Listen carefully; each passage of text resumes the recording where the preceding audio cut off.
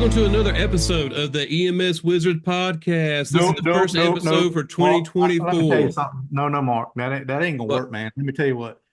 We've been here. We've been here the last 2 weeks, New Year, we ready to do haven't. the stuff, and you no showed. You like, I'm not showing up, and we can't do it. We literally don't know how to open this program without you. No idea. And you think I you're just doubt gonna that. walk in here after a 2 week absence, and we don't do a podcast at all, and say, I'm just gonna pick right up where I left off.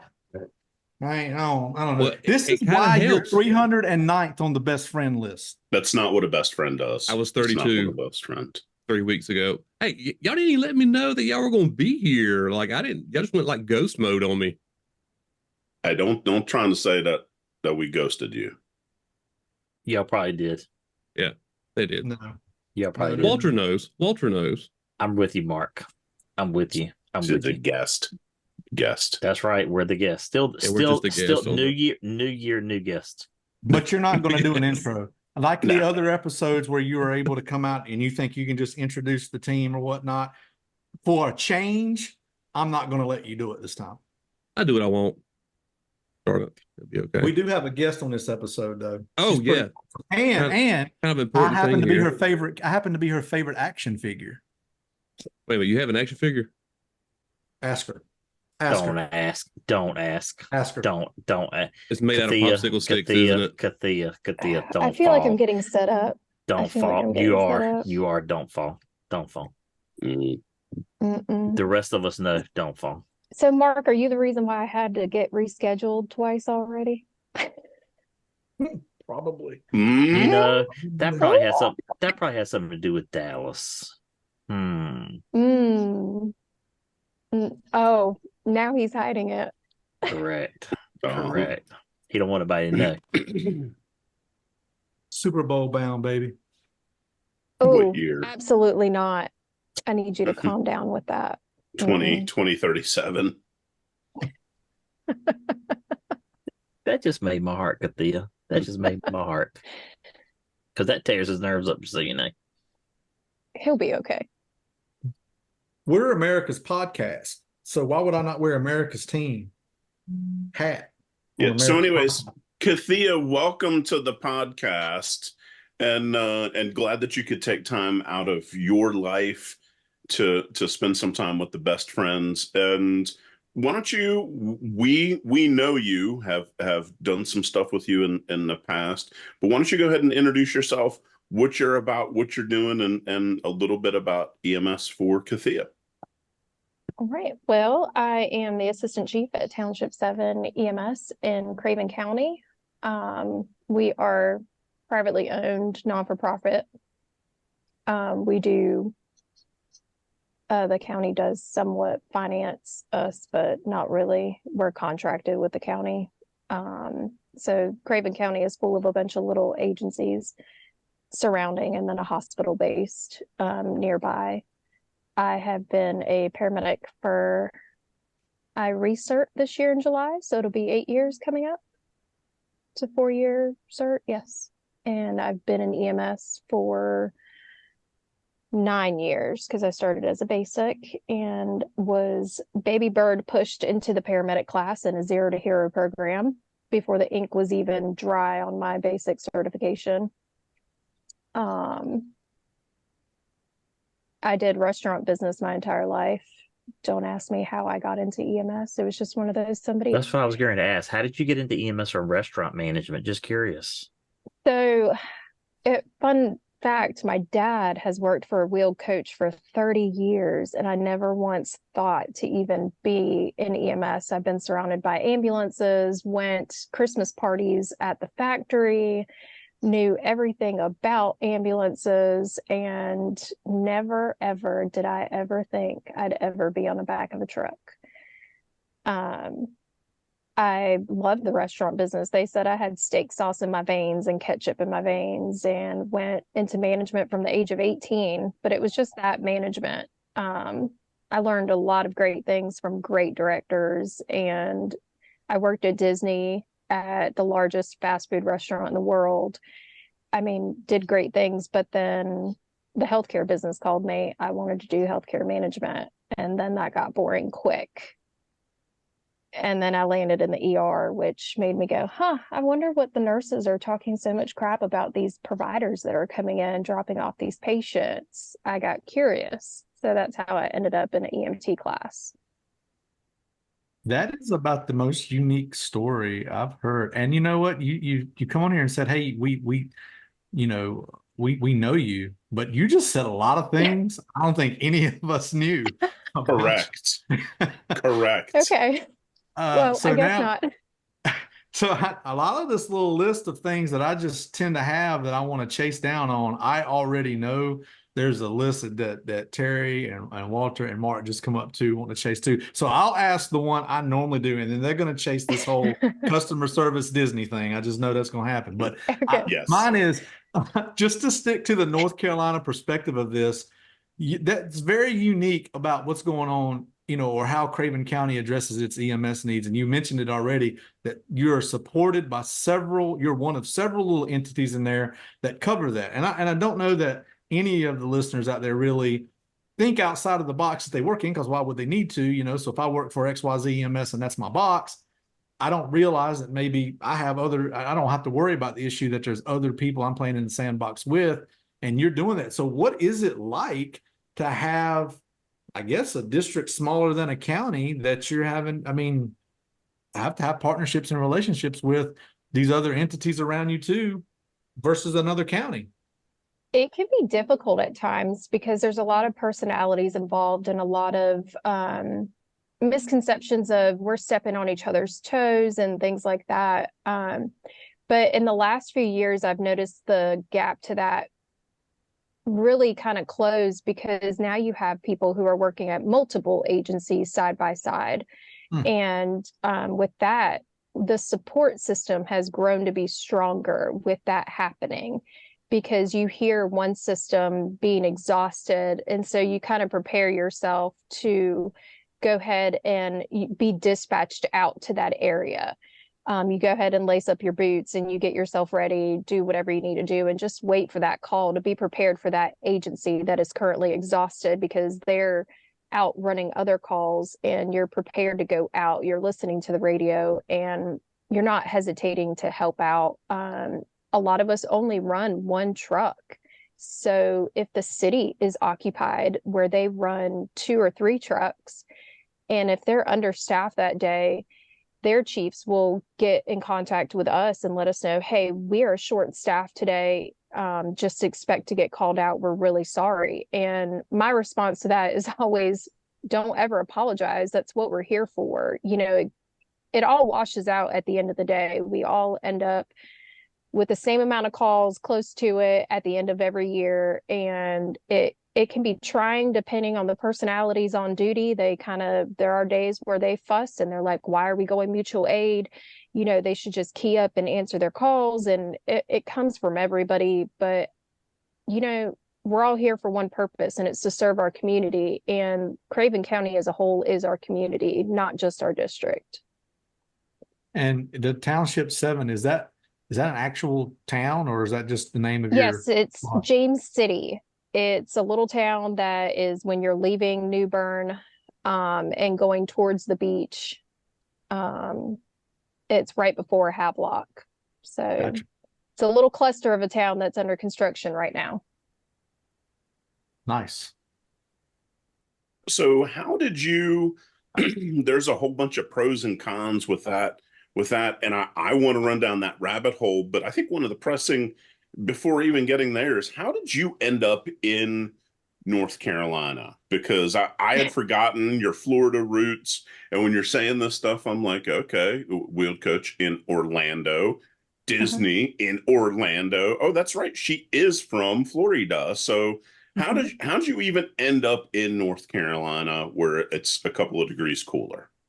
Well, I moved to Virginia due to making poor choices in my life at 17, 18, and got my life together. Newport News was a great area to live. But What? I met somebody. Said no one ever? Yeah. I loved where I lived in Newport News. I lived behind the Patrick Henry Mall in this beautiful townhouse, and I could walk to everywhere I wanted to go. except for my job that was in Hampton. That sounded very princess-like, like ivory tower. I lived in the ivory tower. I could go wherever I want amongst the Yes, it people. was wonderful. I was such a princess then. I was such a snob when I first moved to North Carolina. It was ridiculous. I did not have this twang. What? I did not know anything about living in the South. I was a city girl from Florida. Yeah, no, nobody would have liked me that many years ago. Not anybody that I know now. Wow. I didn't mean to derail you.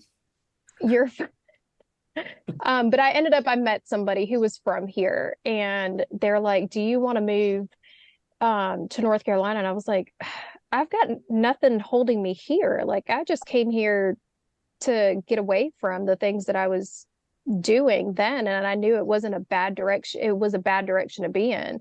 So I ended up moving here. But I was 12 and my parents had brought me to Asheville. And I looked at my mom and I said, one day I'm going to move here. And there I was at 18, 19 living in North Carolina. Well, I mean, that makes sense because I've often heard Township 7 described as the Asheville of the East. So, it's the same. Yeah. Asheville's just too far away from the ocean for me. I almost got a job in Asheville and I had to turn it down. It's just too far from the ocean. Okay. Beautiful place. I love it, but can't. I'm an ocean girl. When you entered EMS, did you do that in Virginia or you got to North Carolina and then did the EMS No, thing? I was in North Carolina. I had it'll be 16 or 17 years this year, this April, that I'll be in North Carolina. So North Carolina is my home. I've lived here longer than I lived in Florida. So Now, did you do restaurant in Portsmouth? no, Or it is that was when in you switched over? Newport News. Okay. I have Okay. worked for fast food. I started at McDonald's when I was 15. And so I did stay with McDonald's through their McDonald's University, and did all of their management leadership courses that they had. And I was a manager with them the day I turned 18. Gotcha. So North Carolina is when you started healthcare. Sorry to hear. Yes, that is Okay, gotcha. exactly where Okay, I started I was healthcare. trying to figure out where you started with that healthcare at. No, I was 32, 31, 32 when I started in Gotcha. EMS. Gotcha. And so I think this is where Walter and I have the customer service passion. I'm surprised he didn't hit on this. I can't wait any longer. I feel like I need to ask it. So McDonald's University and you're talking about the leadership training and that stuff in that industry.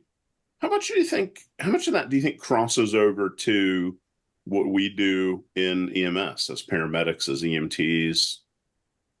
So when I was given this position a year ago, I said to myself, it is the same set of wheels as the restaurant business, just a different product. And it wasn't until I started really diving into what you guys are doing that it dawned on me how wrong and how much time I had wasted the last 6 months to a year with that mentality. In the restaurant business, you do a lot more managing than you do leadership. And my wife and I just got into an argument about this at dinner earlier tonight, that there's a huge difference between management and leadership. She disagrees with me, but had I taken what I did know about the restaurant business out of my mind and not just say it's a different product, it's a different monster. EMS is.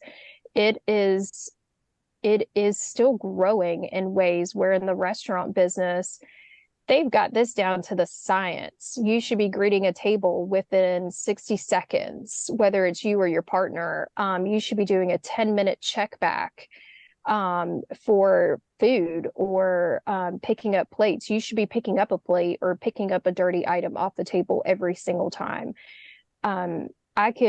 I'm horrible to go to a restaurant with because those are the things I think about is the timing. I used to walk around with a stopwatch. At McDonald's, the crews would know how much it costs to slam a box of fries on the ground and mess up the yield, or the cost of a nugget because you decided to haphazardly shove nuggets into a box and one fell out.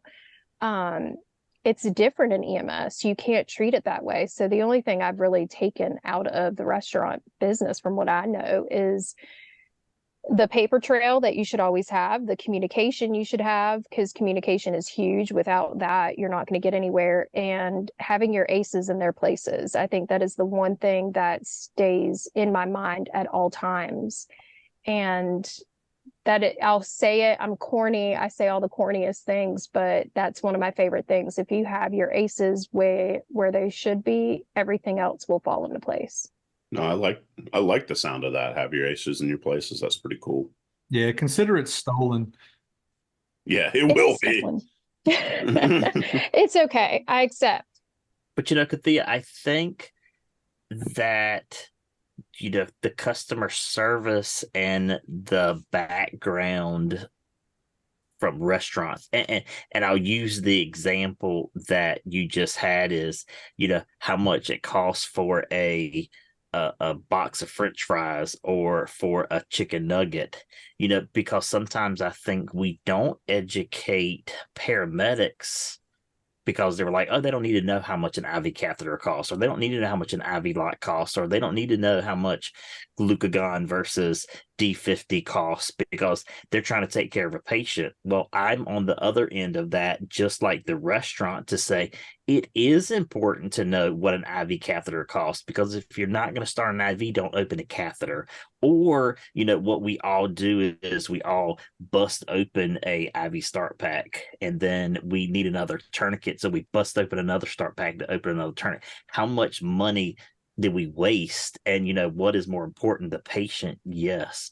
But we still have to think about the same waste, just in a different perspective of that. I'm big. I learned from the Disney thing, and I know you worked at Disney as well with customer service. And I'm like, why do people keep going back to Disney? You probably say, I worked there, it's terrible. But why do people keep going? But why do people keep going back to Disney? And just because, and you've probably heard me say this in officer, it's an experience. Mm-hmm. But in my ambulance, it's an experience that person is taking. All the time, it's not the best experience that they're having, but we still have to give them the best experience of that. So, I'm interested in your Disney. Terry started, so I'm going to ask the question with the, Walt Disney. Do you ever think about bringing something similar to that to your EMS agency, like the Walt Disney experience? So I try to, with the way I behave. Okay. To me, you're on stage. When that call drops from that moment, this is your job. This is your performance. You are now, from the moment those wheels roll, you have to be worried about your safety. So to me, it all starts in those moments. And I'm on stage. We joke, we do all these things, the banter before the call, the wondering if this is really what we're responding to. It's just one of those, this is my office. I do try to, when we're doing shift change, is them recognizing the cleanliness of that truck, not only at shift change, but after every single call. You should be sweeping out your truck. Sweep out your truck, empty out your trash. I don't care if you put 2 items in your trash can, empty it out. That, your office, your stage needs to be clean. Clean your cords. 9 out of 10 times, unless I am that close to the hospital and still performing that many skills, to manage this patient, my monitor's cleaned up and wrapped up and wiped down and ready to go, because I don't know if by the time I roll my cot through the doors, if a call is going to drop that is within our district, I'm going to need to respond to. So I do believe in preparation for success. It does work. I believe in it. And I tried to do that in a way of, okay, if they see me doing it, then they see that I care and I'm functioning on a truck. And if I'm doing it, then hopefully they follow suit. It's definitely, we're working on a culture change, and we know that takes time. But that's a fabulous grassroots approach. I mean, now if I get above this and I'm looking down at it, I'm seeing someone that come through normal jobs, thing we talk about in Officer One. You're one of those normal job people that you held that down and then transitioned into EMS and utilizing normal job stuff, taking those pieces so that you can use them in EMS, because you didn't learn that in EMS. You learned that at some other normal job. And now we have people coming straight in because Walter and I, we're recruiting where? Out of the high school. That's where the community Right. college wants us to go. We're going to the high schools. We're going to bring them in. Guess what? That means their normal job is going to be EMS. And guess what isn't in chapter 1 through 52 of Nancy Caroline? All How that to stuff clean. we just talked about. Yeah. How to So clean, how to mop, how to sweep, how to wipe down cords. What's the importance of using the right chemicals on your monitor? And just so you know, they're not getting it at home either. No, absolutely So they're not. not getting it at home either. So, soft skills. It's one of those that they're almost offended that you're teaching them how to mop and how to do chores. And well, we live in this building for 24 hours. It is our home. If you don't know how to clean your home for 24 hours, then let me show you. makes a lot of sense, and that's exactly part of those gap things that Terry and I talk about, where that's missing. Where are we going to integrate them at? I don't have time to do it inside of a EMS program. I doubt Walter has found time to do it either, so we're dependent on the agency. Yeah, we're dependent on the agencies and the preceptors and stuff to sort of forge that part going forward. But since you brought it up, I will say that one thing that I will never do is take you and Terry out to eat somewhere. Between his yelps and you judging everything that's going around, I don't think I'll be able to enjoy my food. Don't forget Well, Walter and the rolls. we were just out at dinner and they brought us an appetizer and they did not bring us out side plates. And I'm looking at this girl and my wife just looks at me and she's like, just stop, don't do it. And I'm like, what? So then I ask her for ranch and she comes and brings it on her hand.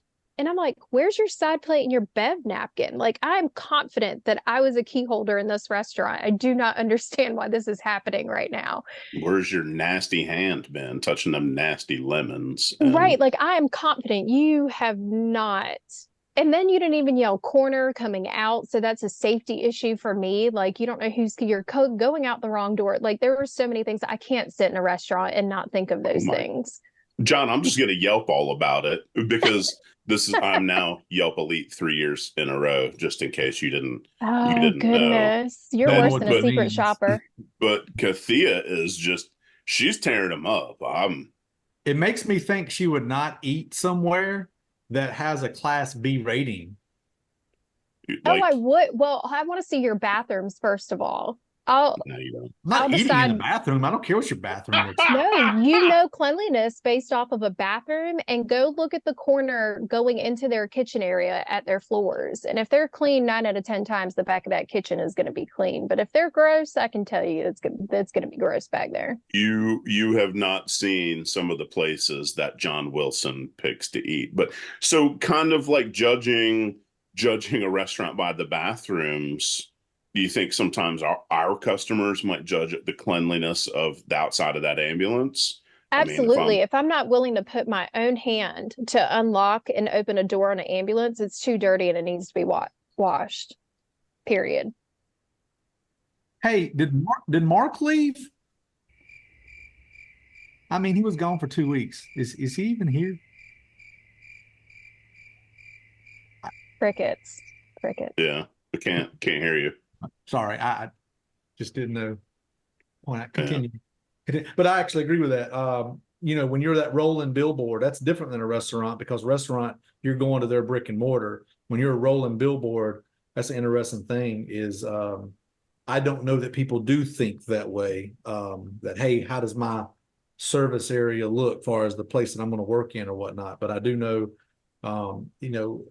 Walter, I mean, I know how you feel about it or whatnot, but what made you that way, Walter? You didn't work at Disney. You didn't work in the restaurant industry. What made you get to that way? Because somewhere between what Kathia is saying and where you have learned it is probably what we need to, extrapolate that and put that into play somewhere. Well, I think that I had that growing up. So, I was a farm boy, number one. And, the tractors had to be cleaned just like the ambulance has to be cleaned. And my uncle threw a fit when there was film on the windows of the tractor that we had one of that had a cab on it, but everything else had to be clean, and you had to be clean, and you took care of your equipment because you spent money, your hard-earned dollars for it. So I think I started with that. And I think I remember getting back off the call, and I told y'all this before, and when you got back off the call, you took the Windex and you cleaned the bugs off the ambulance. And I think we get busy.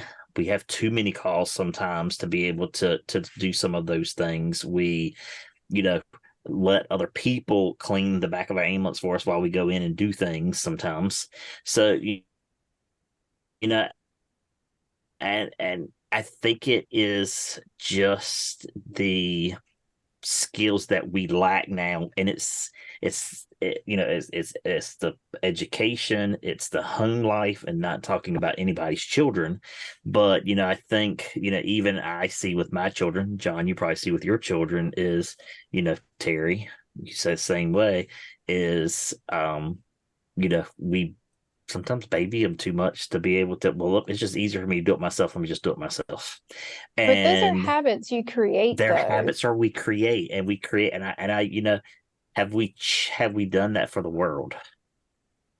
Have we done that for the world going forward? And where do we go back and find that at? And it's not just an EMS. So Kathia, you've probably seen my presentation that I did with the prior to COVID, here was your dining room. After COVID, here's your dining room. Prior to COVID, here was your waiter, waitress. After COVID, here's your waiter and waitress. And I look at every day when I go to a restaurant and go, I've never seen these people before in the restaurant. Where did they come from? Where do these people work at? Because I've never seen them before.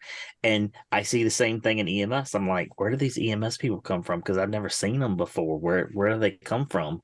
So, I wish I had an answer. If I had an answer, I would be a millionaire. I don't. Some of it is upbringing, because I just remember my dad always saying, if you take 10 minutes every day and go from one end of your house to the other, you'll never have to deep clean anything.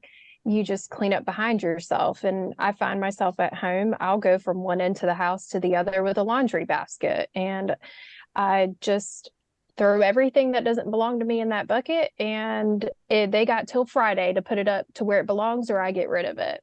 That's all there is to it. That's what I should do. Then I can get rid of some stuff.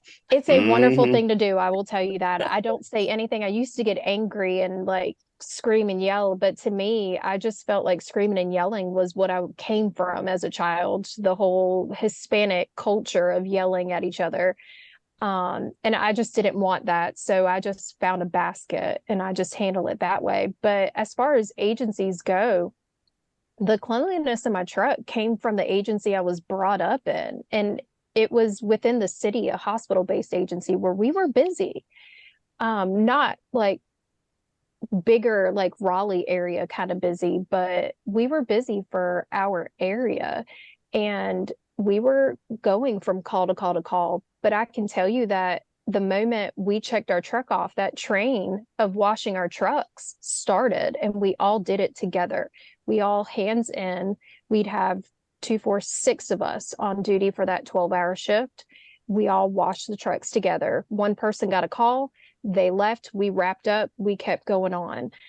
We swept our trucks out after every call. Even if we had a call that was dropping, we'd hurry up and get it done. We'd get it done faster, but we still got it done after every call every single time. So is it from our upbringing, or is it a culture within that agency is the question. Is it a standard to have it done? Does everybody in your agency do that now? Absolutely not. They do not. No. So the Guaranteed. that agency that I work for, we used to get up there and scrub all them bugs off. That went out the window. So he said went out the window. It did. It went out. It went out the See what he window. did there. It went out the That was window. sweet. I Correct. like that. See, that was good. Wasn't it? Walter's a comedian. You don't know. Yeah. So I don't. I wish I had an answer. I don't. So, Kathia, I've got kind of a redirect to make a hard right hand turn 90 degrees, and you mentioned uh, growing up in Florida, Hispanic. So, as a Hispanic female in an industry that there aren't a lot of Hispanic females, I couldn't even begin to imagine some of the challenges or some of the obstacles. And so there might be a viewer or a listener out there that sees themselves in you. And so what advice would you give, or what's something that you had a challenge that you overcame, that you say, man, I wish somebody had told me this, or man, I wish I'd handled this differently. What's some advice that you would have, or something that you would say to that listener or viewer out there? Well, in this area, being a Hispanic has actually come to my benefit in this field. Some of the people that I've worked for, if they're on a call, they'll call me for Spanish. It's been a positive thing to be Hispanic in this field, in my area. I think the biggest challenge I've come across is not being born and bred here and being a woman in the field are the biggest two challenges I've actually had to face versus being Spanish. Well, that's interesting. You brought it up, so let me ask you, because I've asked past guests these things, is what challenges do you face? What challenges have you personally faced, and what do you attribute it to? I think a lot of people don't know that I can understand their culture here. I love the Southern culture, even though I was raised in city, Florida, and suburbia town. Coming here, it felt like home.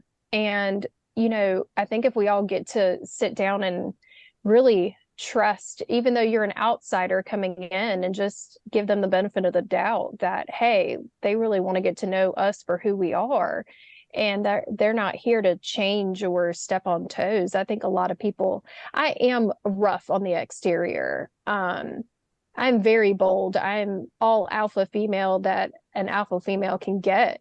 And I do stand for what's right, whether I think I don't fall in line with everybody else's beliefs. I fall in line with what's best for the patient and what's best for the agency. At the end of the day, your beliefs are very short in my book, unless they pertain to the business itself. And the business is our community and our people that work for us. That is our business. It's just been one of those, I let people see me for who I am, and they build that trust with me. And a lot of people, honestly, they almost forget that I'm not from here, because I've lived here so long and I've learned their culture, and I kind of raised my family and have raised myself to be a part of this Southern way. And I've melted quite nice into the community. So. And you serve as an assistant chief now. What was your journey to get to that? You served as a paramedic, no doubt. And then just briefly give us a little bit about that, because that's unique. I'll give you some keywords: outsider, female, small little community. Those are sort of like, the setup for maybe you don't find success here, but you do. Tell me about that. You can, by remaining true to who you are. I did at the agency I was with to begin with, where I was raised at, is what I always tell people. I was given an opportunity to apply as a staff too, which would be a captain in other terms. And they're all titles, like you guys say, but they're all different. Yeah, they're all made up. But I was going on maternity leave, so I turned down the opportunity because I didn't think it'd be fair to apply, potentially get it, and then I'm gone for 8 weeks because now I'm having a baby. So I had to put a pin in it. I ended up transitioning to another agency through all of that, because I wanted to see if my skill set, being 5 minutes from a hospital versus being 20, 30, 45 minutes from a hospital, I didn't know if the interventions I was doing for these patients were the best outcome for them, because I started taking critical care classes. So I started broadening a little more, and the fire that had fizzled away from leadership and management from being burned out from the restaurant business, it got relit again when I started seeing how much of the lack of leadership was in EMS and how great EMS could be if the leaders that were in their positions now would be taught leadership. But I was always faced with that good old boys club and I knew somebody who knew somebody, which is how I got to this position. Thankfully, my current chief, he doesn't look at those things. He sees you for what you have to offer and what he sees based on your performance. And it was one of those that I think he just saw me for who I was and what I had to offer. But that took 2 or 3 years of just being who I was and being an example and just bringing things to the table, solving problems that I saw without being asked to solve those, and finding a solution that everybody was happy with versus being tasked with something. And so, as an assistant chief, the titles are made up. What does an assistant chief do in your agency? What are some of the things that you're doing as an assistant chief? Oh gosh, what don't I do? Can I say babysit? That's one of them, right? I mean, wouldn't say no. No, I mean, I do everything from scheduling, inventory, time card. I mean, daily operations. Now training is something that's being split. We are going through a little bit of the end of our turnover of things at our agency, and restaffing and reassigning people assignments. So right now I wear all the hats because our agency is small. Somebody comes along, they say they're in a restaurant, they're serving folks up, they're serving you, they're doing pretty good. How would you recruit them? They come in to work EMS. Sell EMS to that person. If I saw that special thing in them that you just can't explain, but you just see it, Yep. I would tell them they would be great and to come find a new office with us here in EMS. Because really, you could see those critical thinking skills in how many steps that person takes when they're in a restaurant. And my critical thinking came from the restaurant business. I don't know. I really wouldn't know how to sell it because there are good days and we have bad days. And it really depended on the day that I'm in to be able to sell EMS. But EMS can be a great thing. It can be fulfilling, but it's a big challenge. And if you like a challenge, I'd say come play. Come play for a day. Speaking of challenges, sometimes we have those, and maybe for Mark, his challenges where he is on John's best friend list, or having somebody who you're able to talk with about things, and we call that person a best friend. So if you had to name your best friend, Kathia, who's your best friend? 1, 2, Don't fall. Don't fall. Goodness. Don't fall. Kathia, 1, 2, 3, don't go. fall. You know don't what? fall. I Kathia, just feel don't like fall. if it's not on my MySpace, it doesn't count. All right, so let me go. MySpace. You need to MySpace. get a MySpace. I'm telling you, it's a thing. Let me go to MySpace right now and see Oh my if God. Oh MySpace. God. Please don't go to mine if it's even active. Who knows? I hope it is. Couldn't tell you who my top 5 are. Top 5. We just want one. Like, just go ahead and say it. It's okay. John No. Wilson, say it. Wow, not with that hat on. No. Your chances would be better with that hat off. But Kathia, look at this photograph. And every time I do, it makes me This laugh. photograph is wacko. It is pretty. Like, what do people just hang out here and watch the house across the street? I have no idea. It's no, burning it down. my best friend is going to be my wife. She's been my rock through all of this. She really has been. Like, I told her what I wanted to do, and she had no idea what this field meant until I was in it. and she has supported every bit of it. And she's a good little listener. The importance of a best friend is listen. That's right, Terry. Don't talk. That's why Walter is a good best friend. He listens. See? See? The truth is on his face. He doesn't seem impressed. I can give some crap back though. Daddy Walter does. Daddy Walter does. Correct. Cool. Kathia, thank you very much for joining us this evening. We appreciate your time. We appreciate all that you do. It's definitely can be a challenge, and we appreciate you. So thank you, and thank you Well, to it's Keith. been a pleasure. Thank you very much to Keith. Are we ever going to have Keith on the show? Probably not. Who is Keith? It's that guy who I had Thanksgiving dinner with. Oh, you break up with Keith? I was I about to didn't. ask the same question. I got him a license plate, has his name on it for his bicycle.